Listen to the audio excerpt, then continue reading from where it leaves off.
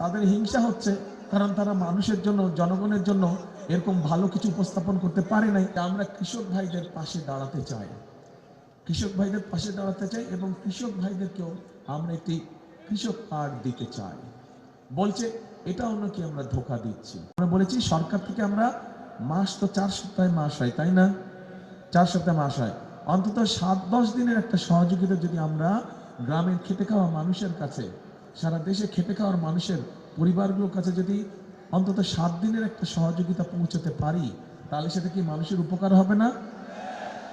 আমরা এই কাজটি করতে চাচ্ছি। আমরা একবারও আমরা বলি নাই যে আমরা একবারে সকলকে দিয়ে দেব।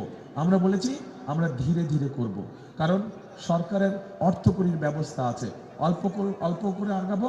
এবং যেহেতু একটা রাজনৈতিক সরকারের মেয়াদ থাকে 5 বছর, নির্বাচিত একটা সংসদের মেয়াদ থাকে 5 বছর, আমরা চেষ্টা করছি এই 5 বছরের মধ্যে যত বেশি সংখ্যক মায়েদের কাছে এই ফ্যামিলি কার্ডটা নিয়ে পৌঁছানো যায়। এটি হচ্ছে একদম সোজা সাপটা কথা, এর মধ্যে কোনো মার প্যাচ নেই, এর মধ্যে কোনো মার প্যাচ নেই। এখন যারা বলছেন তাদের হিংসা হচ্ছে, কারণ তারা মানুষের জন্য, জনগণের জন্য এরকম ভালো কিছু উপস্থাপন করতে পারে নাই, তাদের ওই আইডিয়া নেই, কারণ তাদের তো দেশ চালানোর অভিজ্ঞতা নেই, সেই জন্যই তারা আবল তাবল কথা বলছে। আসেন ভাই, এরপরে আমরা বলেছি যে আমরা কৃষক ভাইদের পাশে দাঁড়াতে চাই, কৃষক ভাইদের পাশে দাঁড়াতে চাই এবং কৃষক ভাইদেরকেও আমরা একটি কৃষক কার্ড দিতে চাই। বলছে এটাও নাকি আমরা ধোকা দিচ্ছি। এখন ভাই বলেন, আমার ধোকা দিয়ে লস তো আমার, আমি যদি ধোকা দিই আমার লস না?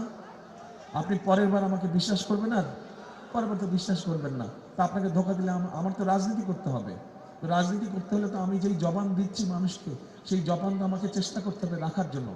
আমি যদি না পারি সেটা তো আপনারাও বুঝবেন যে পারলাম না, ওটা তো অন্য বিষয়। কিন্তু আমি যদি না করি, আমার জবানই না রাখে আমি, তখন আপনারা আমাকে ধরতে পারবেন, তাই তো নাকি? সোজা সাপটা হিসাব, 2-2-4-এর মতো। এই কৃষক কার্ডের মাধ্যমে আমরা সার, বীজ, কীটনাশক এই বিষয়গুলো প্রান্তিক, ক্ষুদ্র, মাঝারি কৃষক ভাই যারা আছে তাদের কাছে আগে আমরা পৌঁছাতে চাই। বড় কৃষকদের কাছে যাবো, সেটা পরে যাব, কিন্তু প্রান্তিক, ক্ষুদ্র, মাঝারি কৃষক যারা আছে, এই যে বক্তব্যের শুরুতেই প্রথমে বললাম যে এই এলাকাটা কুমিল্লা, চৌদ্দগ্রাম হচ্ছে বাংলাদেশের সবজির ভান্ডার। কাজেই আপনাদের আরেকটা সমস্যা হয় এই এলাকায়, যতটুকু আমি জানি, আপনাদের যেগুলা খাল ছিল, এই খালগুলো সব ভরাট হয়ে গেছে, তাই না? এবং এটার জন্য চাষবাস করতে অনেক সমস্যা হয়, পানির সমস্যা হয়। প্রিয় ভাই বোনেরা, আগামী 12 তারিখের নির্বাচনে ইনশাল্লাহ আল্লাহর রহমতে আপনাদের ভোটে বিএনপি নির্বাচিত হলে, সরকার গঠন করলে, আমরা এই প্রত্যেকটি খাল খনন শুরু করব। এখন আমাকে বলেন, ইনশাল্লাহ বেঁচে থাকলে, বিএনপি ধানের শীষ সরকার গঠন করলে আমি এই 14 গ্রামে আসবো খাল খনন উদ্বোধন করার জন্য। কে কে থাকবেন আমার সাথে যখন আসবো? সবাই থাকবেন ইনশাল্লাহ, ইনশাল্লাহ, ইনশাল্লাহ। এখন ভাইরা, গেল খাল খনন, গেল কৃষক কার্ড, গেল ফ্যামিলি কার্ড।